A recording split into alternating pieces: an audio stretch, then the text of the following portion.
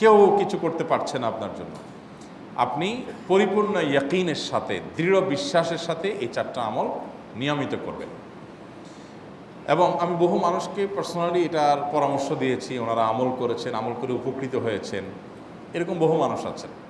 বৃদ্ধ মানুষ, বাবা ক্যান্সারে আক্রান্ত হয়েছেন অনেক দেরিতে, আল্লাহ তাআলা অলৌকিকভাবে সাহায্য করেছেন। হ্যাঁ, কখনো যদি আল্লাহ তাআলা এই আমলগুলো করার পরও আমার বিপদ দূর না করেন, তাহলে হয় আমার আমলের মধ্যে কোনো ত্রুটি ছিল, অথবা আমার এই বিপদ দূর না হওয়ার মধ্যে আমার জন্য কোনো কল্যাণ নিহিত ছিল। আল্লাহ তাআলা আমার দোয়া কবুল করে যে উপকার হতো তার চাইতে বেটার কিছু হয়তো আমাকে দিবেন, এই ইয়াকিন একজন ইমানদারের থাকবে। সে 4টা আমলের 1 নম্বর হলো ইস্তেগফারের আমল। ইস্তেগফার, আপনি ফেসে গেছেন কোনো জায়গায়, কোনো উপায় পাচ্ছেন না, আপনি ইস্তেগফার করতে থাকেন।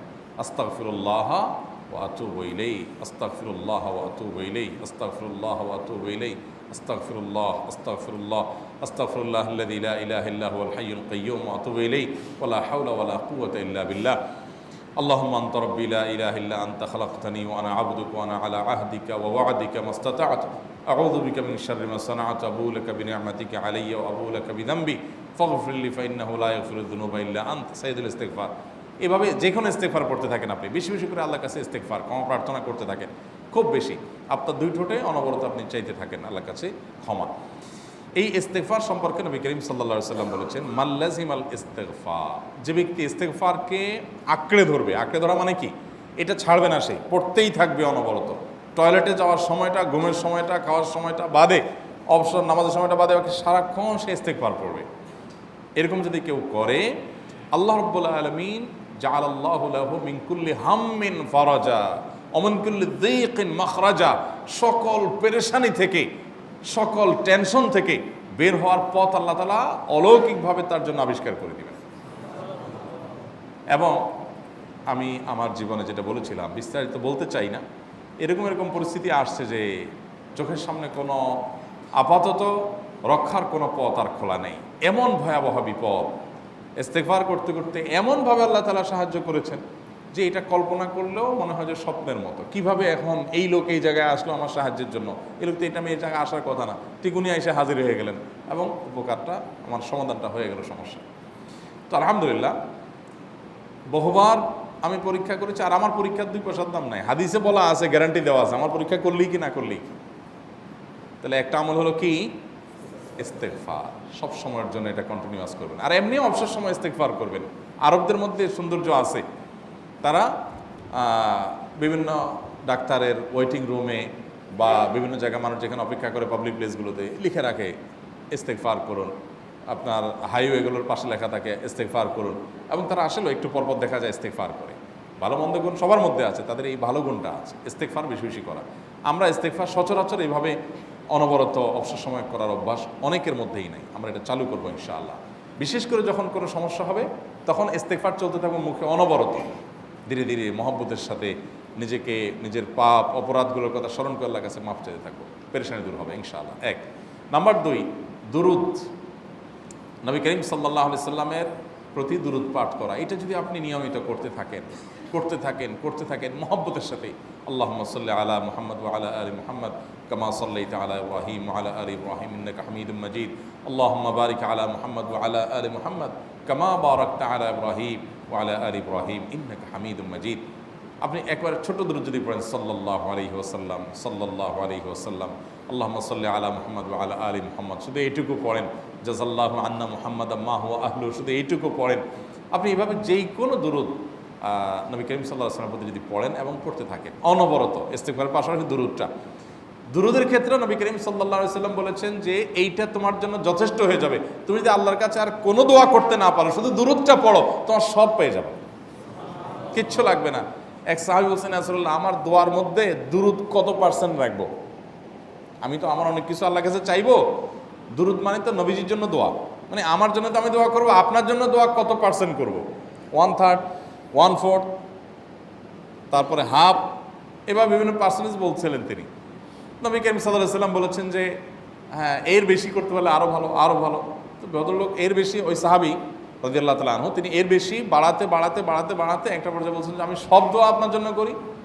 নবী করিম সাল্লাল্লাহু আলাইহি ওয়াসাল্লাম বলেছেন, তাহলে তোমার আর কোনো দোয়াই করতে হবে না, এর মধ্যে সব দোয়া চলে আসবে।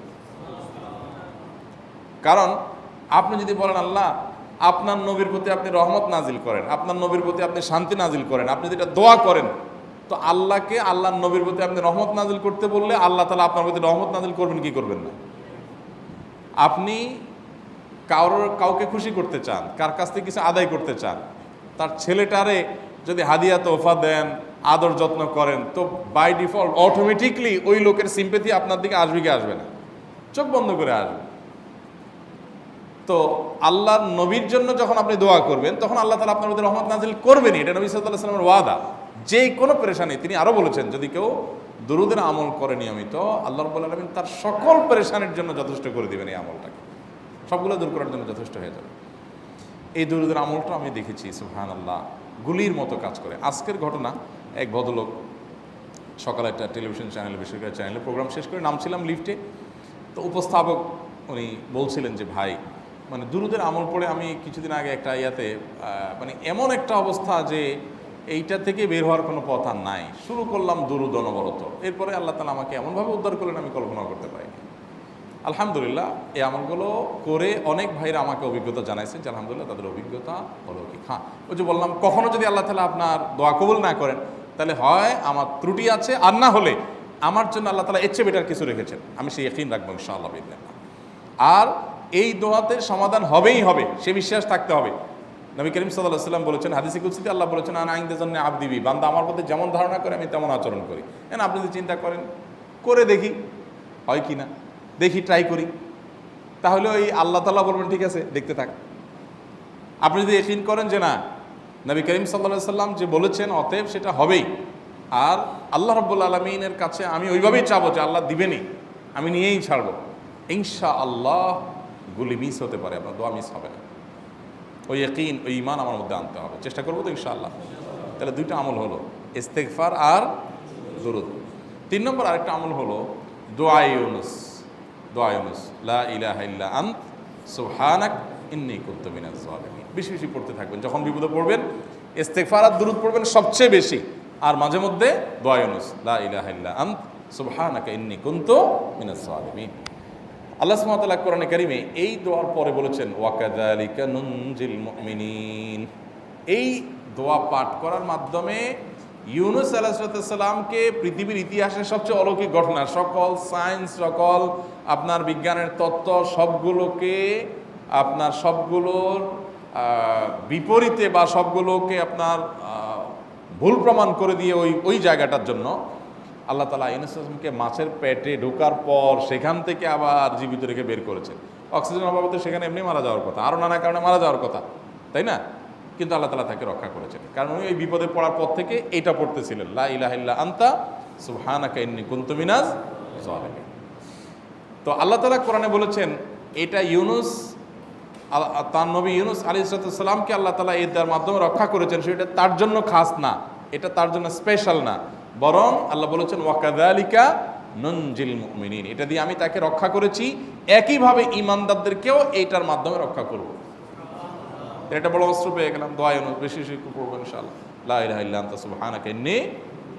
আমার দেশে আবার দেখা যায় বিপদ হয়ে গেলে তখন হুজুর ভাড়া করে যে ভাই আপনারা সবাই মিলে এটা 1 লাখ বার পড়ে দেন, 1.25 লাখ বার পড়ে দেন, টাকা দিমো আপনারা পড়ে দেন। আপনারটা আপনি পড়বেন ভাই, হুজুরদের কাছে দোয়া চান সমস্যা নাই, আর হুজুরদেরকে খাটায়া টাকা দিবেন কেন, এমনি টাকা দিবেন না দিয়া। আর এই দোয়া নিজে নিজে করতে থাকবেন। ইউনুস আলাইহিস সালাম ওই সময় কি লোক ঠিক করছিলেন যে ভাই আপনারা সবাই দোয়া ইউনুস পড়েন, আমি গেলাম, আমি মাছের পেটে গেলাম, আপনারা বসেন সবাই দোয়া ইউনুস পড়া দেবেন, করছেন উনি, ওনারটা উনি করছেন, তো আপনারটা আপনি শুরু করবেন দোয়া ইউনুস না। 4 নম্বর আমল হলো ইয়া যাল জালালি ওয়াল ইকরাম, এটা বিশেষ করে পাঠ করবেন। নবী করিম সাল্লাল্লাহু আলাইহি ওয়াসাল্লাম বলেছেন আলিজু বিয়া যাল জালালি ওয়াল ইকরাম, ইয়া যাল জালালি ওয়াল ইকরাম এইটাকে তোমরা আঁকড়ে ধরবে।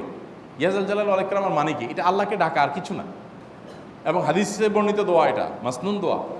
ইয়া যাল জালালি ওয়াল ইকরাম মানে হে মহা ক্ষমতার অধিকারী, প্রতাপশালী এবং সম্মানের মালিক, এটা বলার মানে হলো আল্লাহর কাছে নিবেদন করা, যেহেতু আপনার প্রতাপ আছে, আপনার জালাল আছে, আপনার বড়ত্ব আছে, হে বড়ত্বের অধিকারী এবং হে সম্মানের অধিকারী, আপনার যেহেতু আল্লাহ তাআলা এটা, আপনার যদি এটা আছে, অতএব হে আল্লাহ আপনি আমাকে এটা দান করুন, আপনার সেখান থেকে আমার প্রতি রহম করুন, আপনার সেখান থেকে আমাকে, আপনার বড়ত্ব থেকে আমাকে আপনি হেফাজত করুন, আপনার একরাম থেকে আমাকে আপনি, তা দিয়ে আপনি আমাকে রহম করুন। তো সেই দোয়া আল্লাহ তাআলার কাছে নিবেদন করতে পারি, ইয়া যাল জালালি ওয়াল ইকরাম। এর পাশাপাশি তাহাজ্জুদের নামাজ এবং যে কোনো নফল নামাজ, কারণ নবী সাল্লাল্লাহু আলাইহি সাল্লাম ইজা হাজাবাহু আমরুন সাল্লাহ, নবীজি সাল্লাল্লাহু আলাইহি সাল্লামের কোনো পেরেশানি শুরু হলে আগে ওযু করে 2 রাকাত নামাজ পড়তেন, ওযু করে 2 রাকাত নামাজ পড়তেন। আমাদের যখন পেটে ব্যথা শুরু হয় আগে কার কথা মনে পড়ে? ডাক্তারের কথা মনে পড়ে। যখন গায়ে জ্বর আসে সবার আগে মনে পড়ে কিসের কথা? নাপা, নাপা, ঠিক না? জ্বর আসছে গায়ে, সবার আগে আমরা কি চিন্তা করি? নাপা। নাপা আপনি চিন্তা করেন, খান, নিষেধ না তো, ওষুধ গ্রহণ করা সুন্নত, নবী সাল্লাল্লাহু আলাইহি সাল্লাম নির্দেশ করেছেন ওষুধ সেবন করতে, আপনি করেন, ভালো কথা। কিন্তু ইমানদার সব কিছুর আগে ব্যথা আসছে, তাহলে ব্যথার জন্য একটা ওষুধ দোয়া শিখেছেন, দোয়াটা আগে করবে, পাশাপাশি ওইটা করবে, এলো ইমানদারের কাজ। আমরা আজকাল ইমান থেকে অনেক দূরে সরে গেছি। আল্লাহ আমাদের সেই ইয়াকিন দান করুন। তাহাজ্জুদের সময় দোয়া, অনেক বেশি দোয়া কবুল হয়। তাহলে 4টা আমল ইনশাআল্লাহ আপনাকে এই ভয়াবহ বিপদ থেকে উদ্ধার করার জন্য সাহায্য করবে ইনশাআল্লাহ। সে ইয়াকিন নিয়ে করবেন। সেই সাথে as-সাদাকা তারদুল বালা, দান সদকা করা, অন্যান্য যে আমলগুলো আছে টুকটাক সেগুলোর সাথে সাথে চালানো। বাকি এই 4টাকে বেসিক্যালি একটু জোরভাবে করতে থাকা।